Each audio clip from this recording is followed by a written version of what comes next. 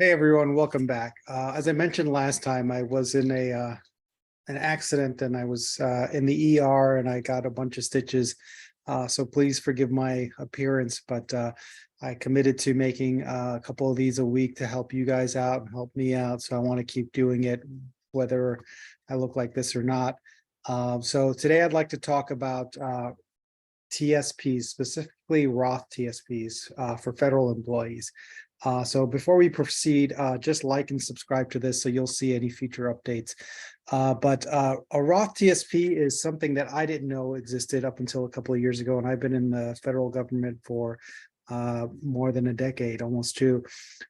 So basically some misconceptions. Unlike the Roth IRA, a Roth TSP has no income limits. So TSP is the thrift savings plan, which is like the 401k for federal employees. And most people contribute to the TSP, the traditional one. Most people, including myself, didn't know that the Roth TSP option was available. And if they had heard about it, many people probably, as myself, thought, well, I don't qualify because of the income limits. But it turns out that the Roth TSP has no income limits. If you're a federal employee, you can contribute to it, even if your income exceeds the limits.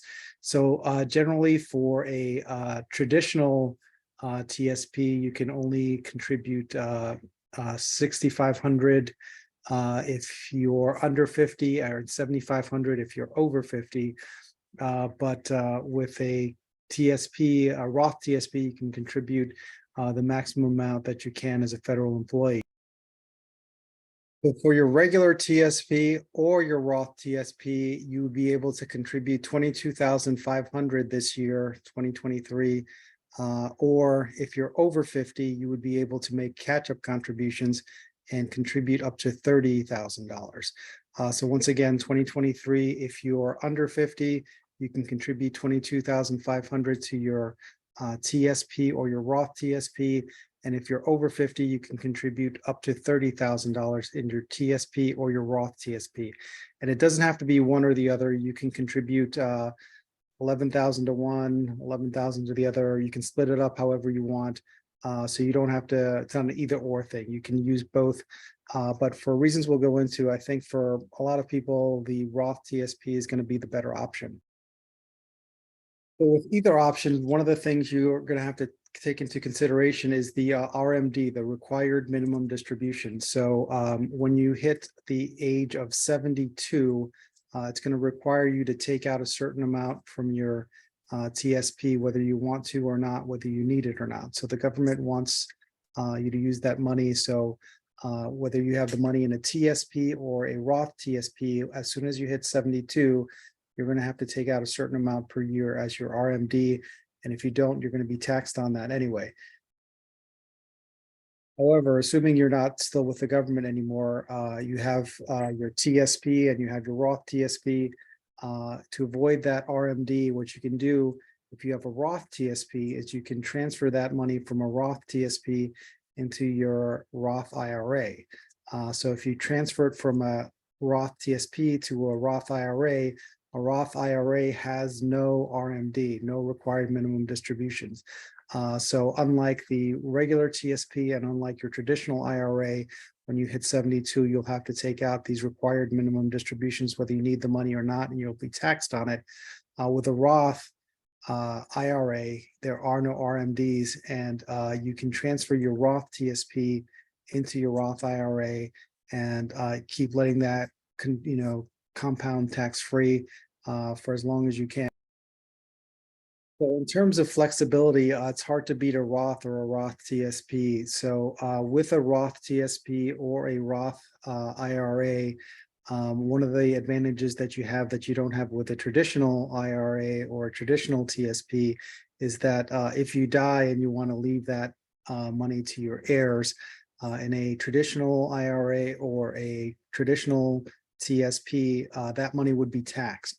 But because a Roth IRA and a Roth TSP, you've already paid tax on that money. If you pass away and you leave that money to your heirs, to your children, to your spouse, they'd get that tax free.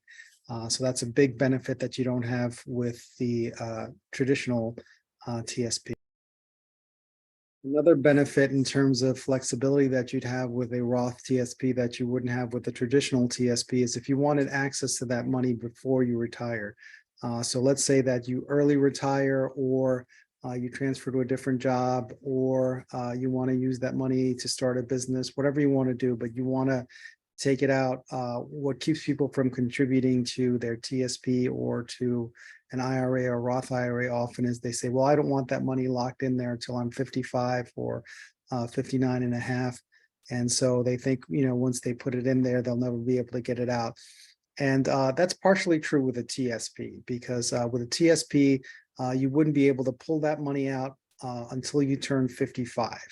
If you do pull it out before you turn 55, it's not only would you have to pay tax on it. Remember, the money that went into your TSP, the traditional one, is pre-tax dollars. So when you pull it out, you'd have to pay income tax on it, and you'd be charged a 10% penalty on anything you took out. And that's if you took it out before 55. So what about a Roth TSP? Well, with a Roth TSP, you can transfer that to a traditional Roth IRA, and then you'd be able to pull that out 5 years later. So you wouldn't have to wait for 59 and a half, which is how long you traditionally have to wait to pull money out of a Roth. If you transferred it from a Roth TSP, you start a Roth IRA and you just move all that money over, 5 years from that date, you'd be able to pull out all the principal. So how that would work is, let's say that I had $15,000 in a Roth TSP. It grew to 20. I move it over to a Roth IRA. I had put 15,000 of my own money. It grew to 20. Now it's in a Roth IRA. I wait till 5 years, and then I can pull out the money that I put in, not the growth. So assuming that now it had grown to 25, 15 of that I put in, and the other 10 was growth. I can always pull out the original 15 I put in. That growth at 10,000, that I have to leave in until 59 and a half, but whatever contributions I make, I can always pull out. So in a Roth TSP, when you transfer it to a Roth IRA, you do have to wait 5 years. So if you decided to leave the government when you're 40 and you transfer that over, by 45, you can take out the money that you contributed, not the growth, but the money that you contributed, you can take that out. And with a Roth IRA, if you contribute money in year one, you can always pull that out, not the growth, as I said, but you wouldn't have to wait 5 years. You can pull that out right away. It's always available to you.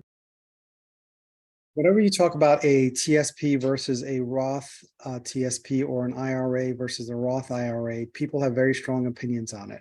People always say, one is better than the other because they assume that you'll either be in a higher or lower tax bracket when you retire, and they have very strong opinions about why that'll be. So some people will say, the odds are going to go up, that tax rates will go up, and so you should take a Roth TSP because you are paying taxes up front and they're likely to be higher when you retire. Other people will just as forcefully argue the opposite. They'll say, well, when you're in your working life, you're a very high earner, you're going to be in the top tax bracket, and then when you're retiring and you're not earning any income, you're just pulling from your retirement accounts, you'll probably be in a lower tax bracket. And so they think you should use the traditional TSP or the traditional IRA. As I said, they're both right if you make certain assumptions. If you assume that you'll be in a lower tax bracket when you retire, then you will have more money in a traditional IRA or traditional TSP. And if your assumption is that you will be in a higher tax bracket when you retire, whether because you keep working or whether because you think tax rates are going to go up, if you think you'll be in a higher tax bracket when you retire, then the Roth TSP will leave you with more money. But again, that's based on you knowing what your tax bracket is going to be when you retire. And most people don't know that. So you can either do both, have some money in a Roth TSP and some in a Roth IRA, and Let's correct that. You can have some money in a TSP and some money in a Roth TSP. Or, for flexibility reasons, I think the Roth TSP has advantages that I mentioned. You can convert that to a traditional Roth IRA. There's no income limits. That money that you convert, the money you contributed is always available for you to take out. And even if you convert it from a Roth TSP traditional Roth IRA, you can get the money you contributed after 5 years. So there's a lot of advantages you have with that in terms of flexibility that you wouldn't with the traditional TSP or the traditional IRA. But just in terms of the numbers, it really wouldn't make a difference if your tax rate stays the same. I'm going to share the screen right now because and I'll walk you through the math because people don't believe this is the case, but I'll just show you mathematically.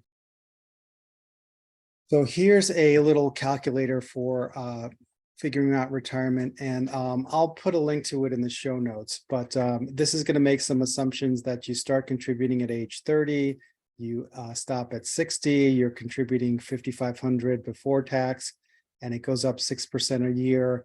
And as I said, it's going to make a difference whether you assume that you'll be in a higher or lower marginal tax rate when you retire. So if you assume you're going to be in a higher marginal tax rate when you retire, then after tax, you're going to have more in a Roth than you would in a traditional IRA. And if you assume that you'll be in a lower tax bracket when you retire than when you're working, it's going to be the opposite. So if you're in a lower tax rate here, then the traditional IRA will leave you with more money than the Roth IRA after taxes. And if you assume that you'll be in the same tax bracket before or after, you'll notice that you'll get exactly the same amount of money in the traditional IRA or the Roth IRA or the traditional TSP or the Roth TSP. So again, starting from 30 to 60, year one, if they're taking the money out pre-tax, you're putting in the full 5,500 and a 25% marginal tax rate. 25% of that would go to tax, so you're only investing 4125. And on this one, the first year you're going to earn 330. On this one, because you put less money in the Roth, you're going to only be earning 248. And then by the time you get to the end, 30 years later, it looks like the numbers are bigger on the noticeably bigger on the traditional IRA. But then when you take taxes into account at the end, this number that you had gotten in the Roth IRA is fully tax-free. You don't pay any tax on it because you paid tax before. Whereas in the traditional IRA, you're going to have to pay tax on every dollar you pull out. So it actually ends up being exactly the same number. So 6 of one, half a dozen of the other. And if you have a very strong opinion one way or the other, whether your tax rate will be higher when you retire or lower, then you can favor one over the other. Once again, a Roth TSP or Roth IRA favors you if you assume that your tax brackets are going to be higher when you retire, and the traditional IRA and the traditional TSP will favor it if you assume that it's going to be lower when you retire. But a couple of things to think about. Once again, most people like the idea of the Roth because it gives you a lot of flexibility, but they think that you can't qualify because of income limits.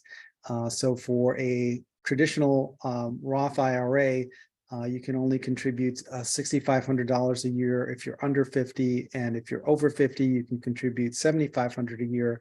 But your MAGI, your modified adjusted gross income, if you're single, has to be below 153,000, and if you're married filing jointly, your modified adjusted gross income has to be less than 228,000. So a lot of people that would love to put money in a traditional Roth IRA think they can't do it because of the income limits, but there are ways around it, and one of them is this Roth TSP. As I said, you can contribute 22,500 or up to 30,000 if you're over 50, and it gives you a lot of flexibility.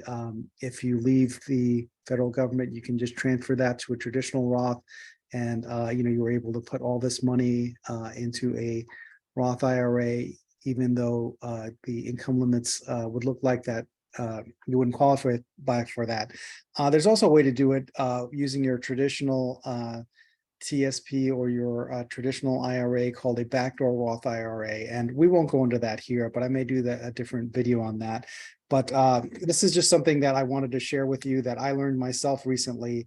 And I'm a financial professional.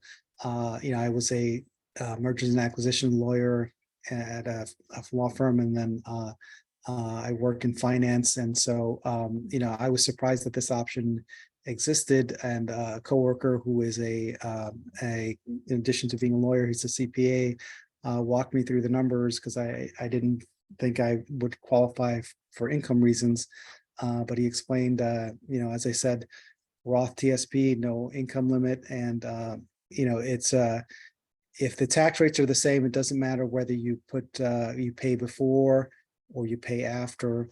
But in terms of flexibility, it's pretty hard to beat a Roth TSP or a Roth IRA. And so for that reason, I think it's something that you should look at. And everyone's situation is different. Everyone's risk tolerance is different. People have different ideas about the future and whether taxes are going to go up or taxes are going to go down. And I don't know if I'm going to be right, and I don't know if you're going to be right. So don't take my word for it. Just look at these numbers and make your own decision based on your own judgment.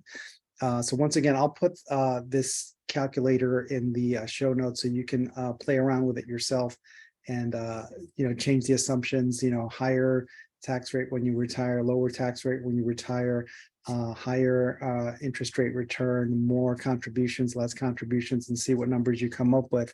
And you can make your own decisions based on that.